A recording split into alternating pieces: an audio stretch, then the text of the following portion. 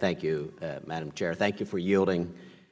Each year, Americans take on more and more student debt, so it's no surprise that borrowers have demanded help. College costs continue to surge, so Congress has stepped in. But too often, overreaching government intervention may not lead to positive reforms. And you can just look at the Public Service Loan Forgiveness Program, which is indeed a broken promise intended to help borrowers working in public service professions struggling with their student loan debt.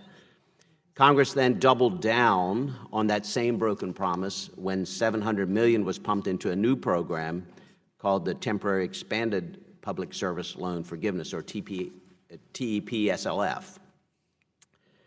The purpose of today's hearing should be to come up with solutions to solve program confusion for borrowers, because our constituents are working towards loan forgiveness, or the constituents who are working towards loan forgiveness are the ones who we should be here to serve. But whether you support or oppose the programs is irrelevant for the purposes of today's conversation. And I have sincere hopes that today's hearings will really be an attempt to resolve these issues and not be used to grandstand or to point fingers. My colleagues, based on some of the information we've seen in advance, will repeatedly point to one GAO statistic, that 99% of TEPSLF applicants were rejected since the program began in 2018. Well, that's certainly not the outcome that we'd hoped for, and certainly makes for a great headline. But sadly, it stretches the truth and only tells a fraction of the story. So I'll highlight some of the important facts and figures that my colleagues will conveniently leave out. 71% of TEPSLF applicants were denied because they did not submit a PSLF application. According to the law, TEPSLF is only available to applicants who are ineligible for PSLF. Of the 29% of applicants who cleared the first hurdle by submitting a PSLF application, roughly only 4% were ultimately eligible for TEPSLF. This number illustrates just how tightly Congress defined that eligibility. Also, the GAO report determined that the Department of Education followed the law precisely.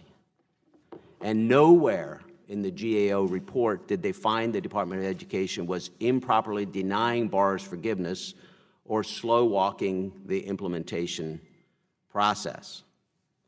So we can't blame the Department of Education.